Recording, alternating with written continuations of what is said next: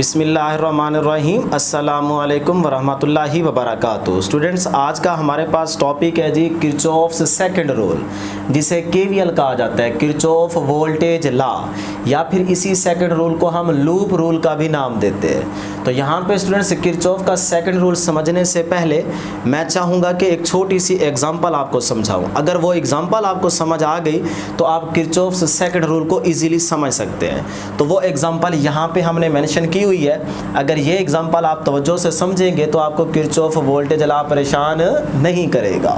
तो स्टूडेंट्स, यहाँ पे हमारे पास एक क्लोज लूप है ABCDA।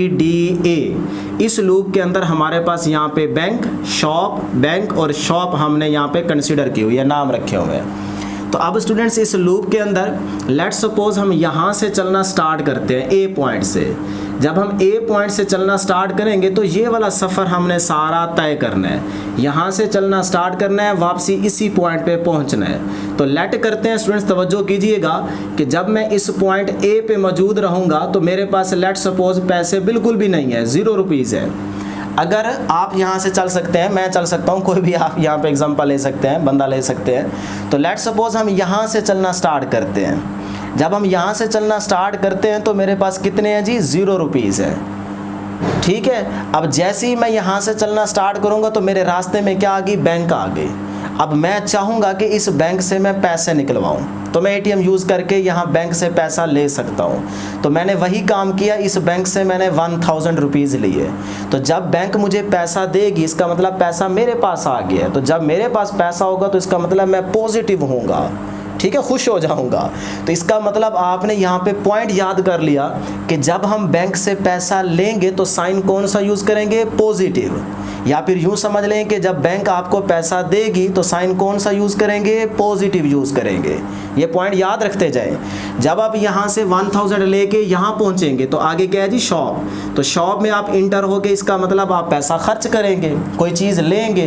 तो इसका मतलब शॉप आपसे पैसा ले रही है, तो आप शॉप को पैसा दे रहे हैं, आप खर्च कर रहे हैं। तो इसका मतलब पैसा आपसे दूर जा रहा है, ख़त्म हो रहा है। तो साइन कौन सा यूज़ करेंगे, नेगेटिव।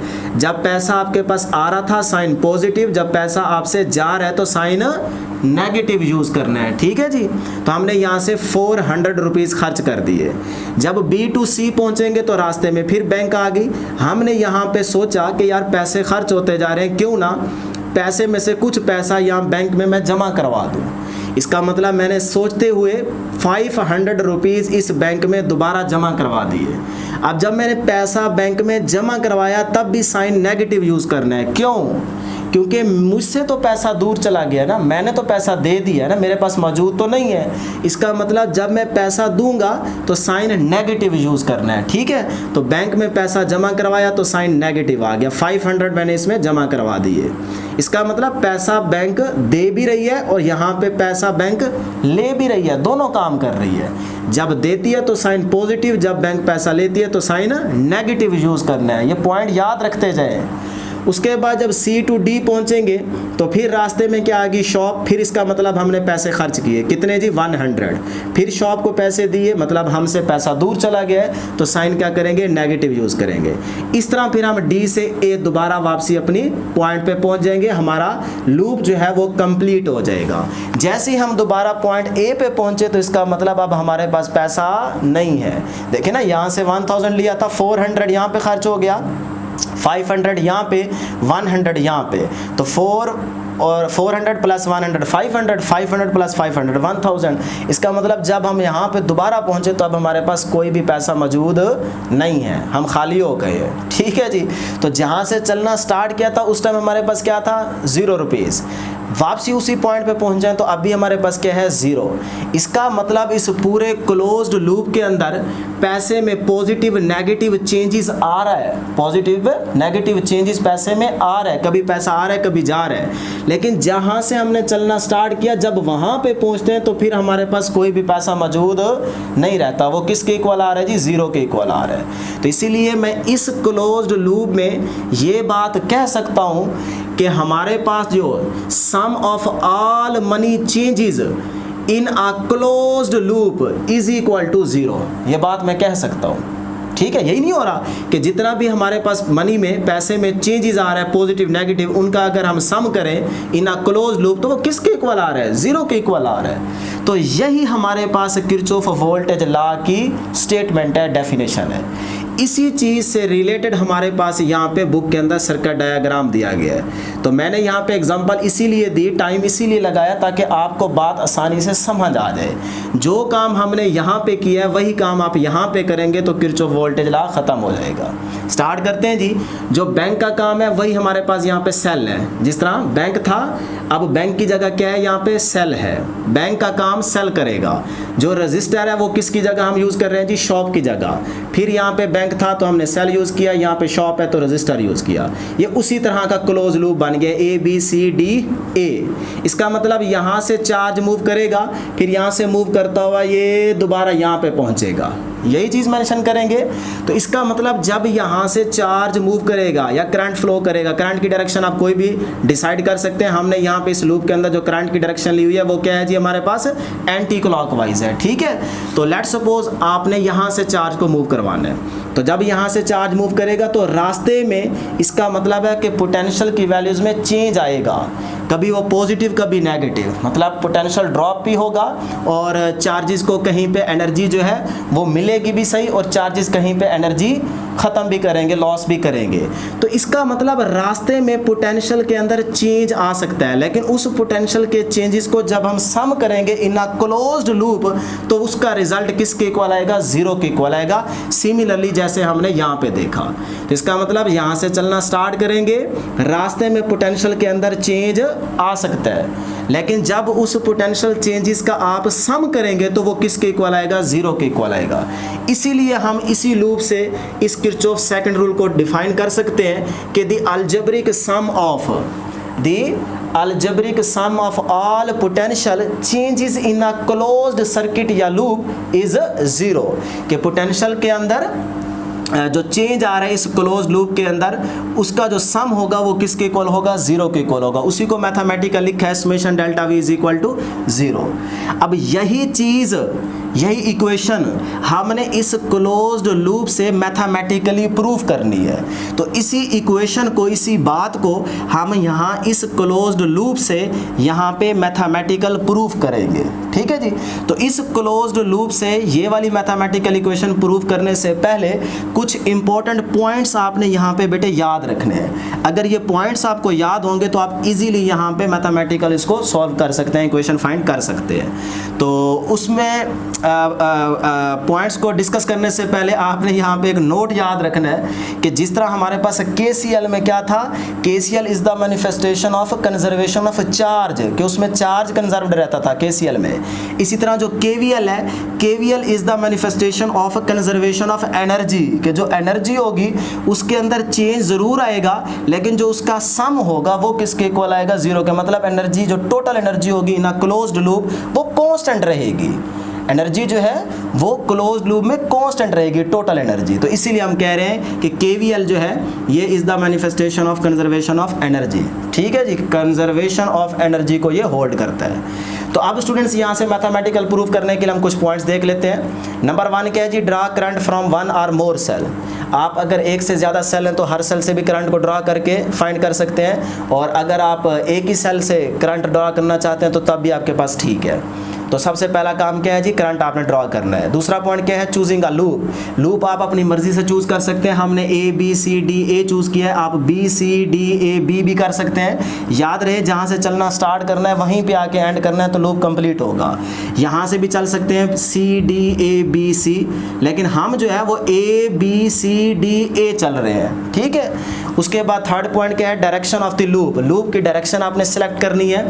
हमने जो यहाँ पे लूप की डायरेक्शन ली हुई है वो बेटे कौन सी है, वो है हमारे पास एंटी क्लॉकवाइज। आप क्लॉकवाइज भी ले सकते हैं, एंटी क्लॉकवाइज भी ले सकते हैं। उसके बाद हमारे पास नंबर 4 पे क्या है जी, पोटेंशियल ड्रॉप और पोटेंशियल गेन। तो याद रखिएगा इस सर्किट के अंदर पोटेंशियल ड्रॉप भी होगा, पोटेंशियल गेन भी हो रहा होगा। लेकिन आपने यहाँ पे एक चीज़ याद रखनी है कि हमारे पास सर्किट के अंदर या तो सेल है या फिर क्या है रजिस्टर, दो चीज़ें यूज़ की जा रही है। तो जो सेल होगा उस पे लिए आपने निशानी अलग से याद रखनी है, जो रजिस्टर है उसके लिए भी निशानी आपने पोटेंशियल ड्रॉप या पोटेंशियल गेन के लिए निशानी याद रखनी है। वो किस तरह से रखनी है कि सेल के अंदर जब charge higher potential to lower potential move करे, सेल में जब charge higher potential to lower potential move करे तो पोटेंशियल ड्रॉप होगा, ठीक है। और उसके लिए साइन कौन सा यूज़ करेंगे, नेगेटिव यूज़ करेंगे, ये बात याद हो गई। और जब सेल के अंदर charge lower potential to higher potential move करे, फिर इसका मतलब है कि जो हम साइन यूज़ करेंगे पोटेंशियल के लिए वो कौन सा होगा, पॉजिटिव होगा। हाई टू लो के लिए sign negative, low to high के लिए साइन पॉजिटिव। तो ये बात याद रखनी है सेल के लिए। इसी तरह रजिस्टर के अक्रॉस जब बात करेंगे पोटेंशियल ड्रॉप की, तो फिर रजिस्टर पे आपने देखना है कि जो करंट और पाथ की डायरेक्शन है, करंट और पाथ की डायरेक्शन अगर सेम है तो फिर पोटेंशियल का जो ड्रॉप होगा उसके लिए साइन कौन सा यूज़ करेंगे, नेगेटिव यूज़ करेंगे। जब पाथ की और करंट की डायरेक्शन सेम होगी फिर हम जो रजिस्टर के अक्रॉस पोटेंशियल का ड्रॉप होगा उसके लिए साइन नेगेटिव यूज़ करेंगे, ठीक है। वैसे भी हमें पता है कि जो रजिस्टर है ये पोटेंशियल को खाता है, वोल्टेज को खाता है, इसका मतलब यहाँ रजिस्टर के अक्रॉस पोटेंशियल ड्रॉप होता है तो साइन ऑटोमेटिकली नेगेटिव ही आएगा, ठीक है। लेकिन अक्सर जो क्या होता है कि जब आप पाथ की डायरेक्शन चेंज कर देते हैं, देखें करंट के अपोजिट हो गई है, तो फिर आपके पास जो पोटेंशियल का ड्रॉप होगा उसके लिए साइन आप प्लस का यूज़ करेंगे। ये जस्ट मैथमेटिकली आप इसको सेटिस्फाई कर सकते हैं, ठीक है। लेकिन एक्चुअल में हमारे पास रजिस्टर जो है ये वोल्टेज को खाता है, ड्रॉप ही होता है। तो यहाँ पे जब आप पाथ की डायरेक्शन चेंज करके देखेंगे तो इस तरह प्लस IR भी लेकर आप प्रूफ कर सकते हैं, मैथमेटिकली सेटिस्फाई हो जाएगा, मैथमेटिकली इक्वेशन पे फ़र्क नहीं पड़ेगा। लेकिन हम ये वाली चीज़ यूज़ करेंगे, ठीक है जी। स्टार्ट करते हैं। एज वी नो दैट, जैसा कि हम जानते हैं, क्या जानते हैं जी, हमने रिलेशन पढ़ा हुआ है कि एनर्जी या work done is equal to delta Q into V के बराबर होता है। तो इसी वर्क को हम एनर्जी का नाम दे सकते हैं। तो एनर्जी किसके इक्वल होगी, delta Q into V. Clear है जी। अब स्टूडेंट्स यहाँ पे हम क्लोज लूप लेने लगे हैं इस सर्किट डायग्राम में A B C D A। तो A B C D A आ गया, ये हमारे पास क्लोज लूप है। आप डायरेक्ट इस लूप से ये वाली इक्वेशन पोटेंशियल की फाइंड कर सकते हैं। अगर आप बुक के हिसाब से एनर्जी का रिलेशन यूज़ करते हुए ये वाली इक्वेशन प्रूव करना चाहते हैं तो वो भी कर सकते हैं। डायरेक्ट करेंगे तो यही इक्वेशन आ जाएगी, लेकिन अगर बुक को फॉलो करेंगे तो पहले आप एनर्जी का रिलेशन यहाँ पे यूज़ करेंगे, ठीक है जी। अब स्टूडेंट्स इसको स्टार्ट करते हैं। स्टार्ट आप इस सेल से भी कर सकते हैं, इस सेल से भी कर सकते हैं, लेकिन कोशिश करें कि जिस सेल का पोटेंशियल ज़्यादा है, EMF ज़्यादा है, वहाँ से स्टार्ट करें, क्योंकि सर्किट के अंदर जिसके पास पोटेंशियल ज़्यादा होगा उसका सर्किट में असर रहेगा, वो कहेगा मेरी बात मानी जाए। तो इसीलिए हम लेट कर लेते हैं कि जो E1 है वो ग्रेटर है E2 से, तो इसीलिए हम यहाँ से चलना स्टार्ट कर रहे हैं, ठीक है जी। तो अब स्टूडेंट्स देखते हैं कि यहाँ पे हमारे पास जो चार्ज होगा वो चार्ज जब करंट की वजह से यहाँ पे मूव करेगा, तो जब चार्ज यहाँ पे मूव करेगा तो हमें यहाँ पे देखने को मिल रहा है कि charge low potential to high potential move कर रहा है। तो जब charge low to high move करेगा तो इसका मतलब ये सेल उस चार्ज को एनर्जी देगी, इसका मतलब चार्ज एनर्जी गेन कर रहा है, तो साइन कौन सा आएगा, पॉजिटिव। तो यहाँ पे देख सकते हैं मैंने साइन कौन सा यूज़ किया है, पॉजिटिव। इसका मतलब चार्ज एनर्जी गेन कर रहा है ना यहाँ पे। तो जब चार्ज एनर्जी गेन कर रहा है तो साइन पॉजिटिव। अब वो एनर्जी क्या होगी, delta Q into V. V की जगह क्या है, हमने यहाँ पे सेल का नाम क्या रखा हुआ है, E1, तो वी की जगह E1 आ जाएगा, वो भी EMF है, ठीक है जी। तो ये हमारे पास एनर्जी आ गई यहाँ की। उसके बाद जब चार्ज यहाँ पे पहुँचेगा, अब देखें करंट की डायरेक्शन यहाँ पे देखें रजिस्टर के क्रॉस, ये है ना करंट, हमारे पास करंट की डायरेक्शन क्या है, एंटी क्लॉकवाइज। तो यहाँ पे करंट की डायरेक्शन ये होगी और पाथ की डायरेक्शन भी क्या है, A to B, इसी तरफ। इसका मतलब यहाँ पे करंट और पाथ की डायरेक्शन सेम है। तो जब करंट और पाथ की डायरेक्शन सेम होती है तो हम साइन कौन सा यूज़ करते हैं, नेगेटिव। इसका मतलब यहाँ पे पोटेंशियल का ड्रॉप होगा और एनर्जी जो है वो चार्जेस यहाँ पे लॉस करेंगे। तो वो एनर्जी लॉस करेंगे तो वो क्या होगी, माइनस का डेल्टा क्यू इंटू V1 होगी, ठीक है जी। इस रजिस्टर का क्रॉस जो पोटेंशियल है वो V1 है। आगे फिर हमने सम मतलब जो अलजेब्रिक सम लेने लगे हैं ना, तो अपना प्लस जो है वो हमने फार्मूले वाला यूज़ किया। अब आगे देखते हैं कि B to C जब पहुंचेंगे तो चार्ज जो है यहाँ पे हमें देखने को मिल रहा है कि वो हायर टू लोअर मूव कर रहा है, हाई टू लो। तो जब हाई टू लो मूव करेगा तो इसका मतलब वो एनर्जी लॉस करेगा, इसका मतलब सेल जो है वो इससे एनर्जी लेगी, ठीक है। कहीं सेल एनर्जी दे रहा है, कहीं ले भी रहा है, दोनों काम हो रहे हैं। जिस तरह बैंक पैसा दे भी रही थी, ले भी रही थी, इसी तरह यहाँ पे सेल एनर्जी चार्जेस को दे भी रहा है, यहाँ पे एनर्जी चार्जेस से ले भी रहा है। तो इसका मतलब एनर्जी यहाँ पे क्या हो रही है, लॉस हो रही है। तो इसलिए साइन कौन सा यूज करेंगे, नेगेटिव यूज करेंगे। तो एनर्जी क्या होगी, डेल्टा क्यू इंटू E2, ठीक है जी। उसके बाद C to D पहुंचेंगे तो फिर रजिस्टर आ गया, तो रजिस्टर के क्रॉस जो एनर्जी हमारी होगी वो लॉस होगी। इसका मतलब साइन नेगेटिव आएगा। देख सकते हैं करंट की डायरेक्शन ये होगी इस तरफ और पाथ की डायरेक्शन भी इसी तरफ, दोनों सेम है, तो साइन क्या आएगा, नेगेटिव आएगा। तो delta Q into V2, register R2 के क्रॉस जो पोटेंशियल है वो हमने लिया है V2। क्लियर जी, ये हमारे पास एनर्जी आ गई रजिस्टर R2 की, इज इक्वल टू 0 कर देंगे, क्योंकि जब हम यहाँ पे पहुंचेंगे तो ओवरऑल जो हमारे पास इस क्लोज्ड लूप में एनर्जी होगी वो कांस्टेंट रहेगी। एनर्जी में चेंज जरूर आ रहा है, पॉजिटिव नेगेटिव, लेकिन जो हमारे पास नेट होगा इस क्लोज्ड लूप की टोटल एनर्जी होगी वो कांस्टेंट रहेगी। इसीलिए तो हमने यहाँ पे लिखा था कि KVL is the manifestation of conservation of energy. ठीक है जी। तो अब स्टूडेंट्स इस इक्वेशन में देखें कि delta Q delta Q delta Q delta Q, delta Q की वैल्यू सारों में सेम आ रही है। इसका मतलब चार्ज जिस तरह KCL में कांस्टेंट था, इसी तरह यहाँ पे भी जो चार्ज यहाँ पे मूव कर रहा है वही यहाँ पे है। जो यहाँ पे मूव करेगा, पास करेगा, वही यहाँ से करेगा, जो यहाँ से करेगा वो भी यहाँ से करेगा, मतलब सेम रहेगा। इसीलिए डेल्टा क्यू की वैल्यू एक जैसी आ रही है। अब डेल्टा क्यू कॉमन लिया, अंदर क्या रहेगा, E1, यहाँ से क्या रहेगा माइनस V1। V1 की जगह आप क्या पुट करेंगे स्टूडेंट्स, यहाँ पे देखिएगा कि डेल्टा क्यू कॉमन आ गया सारों में से, यहाँ पे रहेगा E1 प्लस, ये प्लस माइनस क्या हो जाएगा माइनस, यहाँ से डेल्टा क्यू निकल गया तो क्या बचा V1। V1 according to Ohm's law V is equal to IR होता है, तो ये लिख दिया IR। R कौन सा है, 1 वाला, तो ये हमारे पास R1 आ गया। ठीक है जी। उसके बाद स्टूडेंट्स प्लस माइनस क्या हो जाएगा माइनस, डेल्टा क्यू बाहर है तो अंदर क्या रहेगा E2। उसके बाद ये वाली equation plus minus minus, delta Q बाहर आ चुका है V2 की जगह according to Ohm's law IR2, तो ये लिख दिया IR2। ठीक हो गया जी। अब ये जो स्टूडेंट्स डेल्टा क्यू है ये उधर जाके डिवाइड हो जाएगा, 0 ओवर समथिंग, आंसर क्या आएगा 0। तो इसका मतलब ये सारी इक्वेशन ये आ जाएगी और इज इक्वल टू 0 वैसे का वैसे। तो ये हमारे पास इक्वेशन क्या बता रही है कि sum of all potential changes in a closed loop is 0। तो ये इक्वेशन यही बता रही है। मतलब अगर आप स्टूडेंट्स E1 की भी वैल्यू गिवन हो आपके पास, R1 की भी गिवन हो, E2 की भी गिवन हो, R2 की भी गिवन हो, तो आप I निकाल सकते हैं। जब I की वैल्यू आ जाएगी उस I की वैल्यू यहाँ पे पुट करें, बाकी सारी वैल्यूज पुट करेंगे तो ज़रूर इस सारे का आंसर जो है वो 0 आएगा।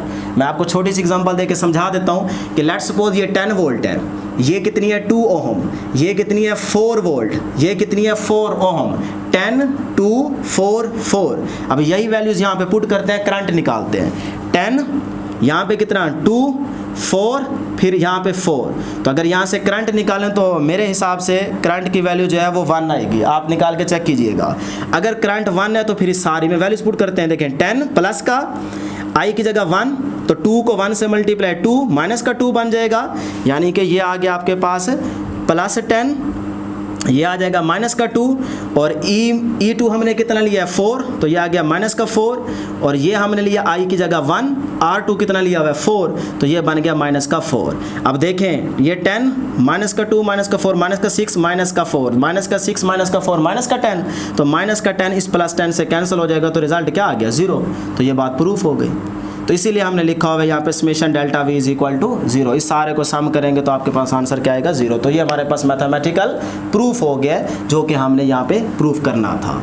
अब स्टूडेंट्स यहाँ पे एक छोटा सा पॉइंट याद रखिएगा, क्योंकि नेक्स्ट हमारे पास टॉपिक आ रहा है जी व्हीटस्टोन ब्रिज, जो कि बेसिकली इसी KVL की प्रैक्टिकल एग्जांपल है। ठीक है, तो उसको समझने के लिए ज़रूरी है कि आप यहाँ पे छोटा सा एक पॉइंट डिस्कस कर लें, नहीं तो ये वाला पॉइंट जो आपको कहीं पे भी फ़ायदा दे सकता है। तो देखिएगा कि यहाँ पे हमारे पास लूप 1 था, यहाँ पे हमारे पास लूप 2 है। तो यहाँ पे फर्स्ट लूप, ये सेकंड लूप। फर्स्ट लूप में एक सेल है, रजिस्टर R1 है, रजिस्टर R2 जो है स्टूडेंट्स गौर से देखिएगा, ये इस लूप के साथ भी शेयर हो रही है, इस लूप के साथ भी शेयर हो रही है। तो अगर शेयर होने वाली रेजिस्टेंस इस तरह से यूज़ की जाए तो फिर हम किस तरह से KVL को अप्लाई करके इक्वेशन फाइंड करते हैं वो चीज़ यहाँ पे सीख लीजिएगा। तो पहले आप यहाँ पे वही चीज़ें हैं कि जो भी आप डायरेक्शन करंट के लेना चाहते हैं ले सकते हैं। हमने यहाँ पे डायरेक्शन ली हुई है जी क्लॉकवाइज, इस लूप के अंदर भी हमने डायरेक्शन ली हुई है क्लॉकवाइज। लेट कर लेते हैं कि जो E1 है ये ग्रेटर है E2 से। आप चलना यहाँ से भी स्टार्ट कर सकते हैं, यहाँ से भी कर सकते हैं, लेकिन कोशिश करें कि जो आपके पास EMF ज़्यादा है जिस सेल की, वहाँ से आप चलना स्टार्ट कर रहे हैं, ठीक है जी, उसका असर ज़्यादा होगा सर्किट के अंदर। तो लेट करते हैं E1 जो है वो ग्रेटर होगा E2 से। तो स्टूडेंट्स यहाँ पे देखिएगा कि जब यहाँ से इस पॉइंट से चलना स्टार्ट करेंगे तो वापसी इसी पॉइंट पे पहुँचना है लूप 1 के लिए।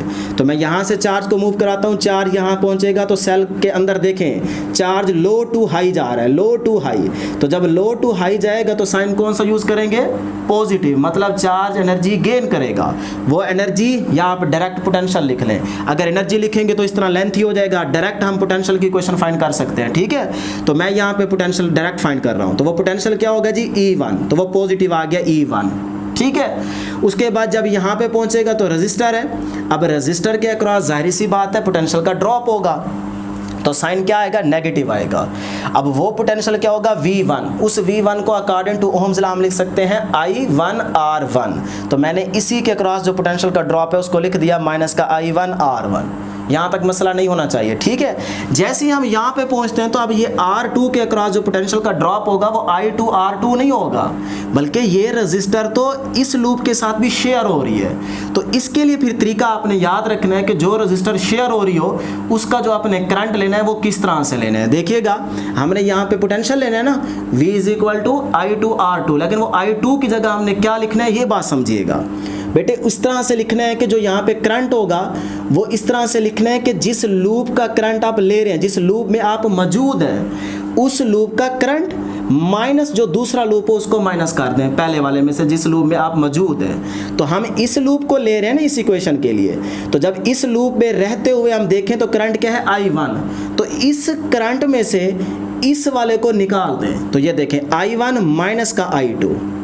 इसका मतलब जो रजिस्टर शेयर हो रही है उसका करंट ये होगा कि जो लूप आप यूज़ कर रहे हैं उस लूप का करंट पहले, फिर माइनस जो दूसरा लूप हो उसको माइनस करेंगे, तो ये जो करंट होगा ये इस R2 के अक्रॉस होगा लूप 1 के लिए, ठीक है। तो ये आ गया लूप 1 के लिए करंट मल्टीप्लाई बाय R2, तो ये R2 वैसे का वैसे। तो ये हमारे पास सम किसके इक्वल आएगा, 0 के इक्वल आएगा। तो ये पोटेंशियल के अंदर जो चेंजेस का सम है इन अ क्लोज्ड लूप वो किसके इक्वल आ गया, 0 के इक्वल आ गया। तो लूप 1 की ये इक्वेशन आपके पास आ गई। अब चलते हैं लूप 2 की तरफ। लूप 2 में भी इसी तरह करें आप, देखें आप यहाँ से चलना स्टार्ट कर सकते हैं, और अगर यही वाली डायरेक्शन आप यूज़ कर रहे हैं तो हम यहाँ से स्टार्ट कर लेते हैं। यहाँ से चलना स्टार्ट करेंगे, वापसी यहाँ पे पहुँचेंगे तो लूप कंप्लीट हो जाएगा। तो यहाँ से पहुंचेंगे तो ये देखें लो टू हाई, लो टू जब हाई आएगा तो इसका मतलब चार्ज एनर्जी गेन करेगा, यही होगा ना। तो पोटेंशियल की वैल्यू यहाँ पे क्या होगी, पॉजिटिव। तो ये देखें जी पॉजिटिव E2 आ गया, फिर प्लस फार्मूले वाला आगे यहाँ से देखें तो क्या आ गया R2।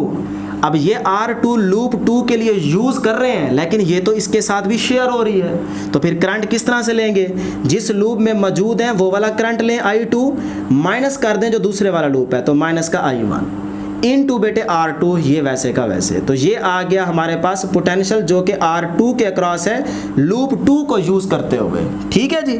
उसके बाद स्टूडेंट्स जब यहाँ पे पहुँचेंगे तो आगे क्या है, रजिस्टर R3। तो R3 के अक्रॉस जो पोटेंशियल का ड्रॉप होगा वो भी नेगेटिव होगा, तो वो क्या आ जाएगा IR, क्योंकि V3 होगा ना, V3 को हम लिख सकते हैं according to Ohm's law I3R3। तो यहाँ पे लिख दिया, सॉरी I3 नहीं क्योंकि सेकंड लूप है ना, तो लूप का करंट क्या है I2, तो I2R3। तो ये आ गया I2R3। रिपीट कर देता हूँ, जब यहाँ पे पहुँचेंगे तो पोटेंशियल का ड्रॉप क्या होगा V3 माइनस का V3। अब V3 जो होगा अकॉर्डिंग टू ओम्स लॉ वो होगा IR, I कौन सा, सेकंड लूप का, तो वो कौन सा I2, तो इसीलिए लिखा I2 इंटू R3। तो इस सारे पोटेंशियल के चेंजेस का जो सम है इन अ क्लोज्ड लूप वो किसके इक्वल आएगा, 0 के इक्वल आएगा। जब आपके पास इन सारों की वैल्यूज़ होगी आप पुट करके देखेंगे तो ये सारे कैंसिल आउट होके 0 का रिजल्ट देंगे। तो इस तरह हम कह सकते हैं कि ये हमारे पास जो इक्वेशन आई है ये इस सेकंड लूप के लिए है और ये वाली फर्स्ट लूप के लिए है। तो ये तरीका सिर्फ बताने का मकसद ये था कि आपको जो शेयरिंग रेजिस्टेंस होती है उसके अक्रॉस भी पोटेंशियल का जो ड्रॉप है उसको फाइंड करना आपको आना चाहिए। तो ये थी स्टूडेंट्स हमारे पास आज की डिस्कशन। मैं उम्मीद करता हूँ कि आपको ज़रूर समझ आई होगी। इंशाल्लाह नेक्स्ट वीडियो में मुलाकात होगी। अल्लाह हाफिज़।